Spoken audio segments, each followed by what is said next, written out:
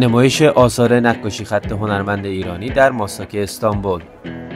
اسماعیل رشوند، استاد نقاشی خط ایرانی، چندین نمونه از آثار خود که حاصل بیش از 43 سال تجربه است را در این نمایشگاه در معرض دید قرار داده. در مراسم افتتاحیه این نمایشگاه علاوه بر احمد محمدی، سرکنسول ایران در استانبول، اسامی سرشناس از جامعه هنری ایران و ترکیه حضور پیدا کردند. رشوند در شرح هنر خود میگوید که در نقاشی خط کلمات بار معنایی نداشته، بلکه بار بصری آنها مهم هستند. توی این نمایشگاه 17 تا کار دارم من. 2 تا کار کوچک است، 15 تا کار بزرگ. همیشه 3 تا موضوع توی این 43 سالی که دارم کار میکنم، 3 تا موضوع همیشه تو کارهای من هست که این 3 تا برای من همیشه اصل بوده. یکی طبیعته، چون انسان خودش یک بخشی از طبیعته. بعدش عشق هست و هیچ.